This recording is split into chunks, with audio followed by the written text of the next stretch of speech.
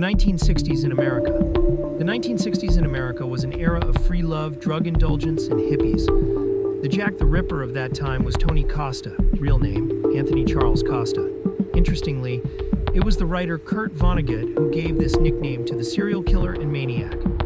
His daughter Edith was acquainted with Tony, and Vonnegut corresponded with him. The meaning of his letters to me was that a man so eager to be virtuous as he was couldn't hurt a fly. He believed that Costa was tried for 7 murders, but only 2 were proven. He began his crimes at the age of 16 when he first broke into an unfamiliar girl's home and watched her while she slept. The girl was rescued by neighbors. At 18, he was first jailed for hooliganism, but was soon released on parole for good behavior.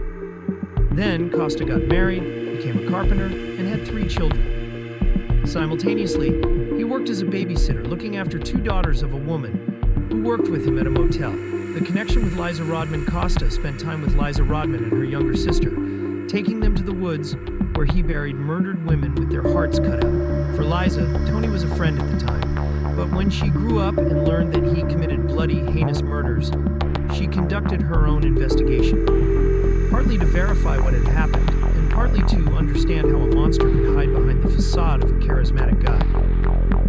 Everything she discovered, Rodman co-authored with Jennifer Jordan in the book, Babysitter, I Was Raised by a Serial Killer. It is even more horrifying to read this book knowing that Liza does not understand who is the greater evil, the psychopath, Costa, or her mother, who left her daughters with unknown people for her personal affairs. Discovery and consequences. Costa's connection to the murders of women was discovered in 1969 when he was 25 years old. He was sentenced to life imprisonment. In prison, he hanged himself. Until the end, Costa insisted that his alter ego, Carl, was responsible for all the crimes.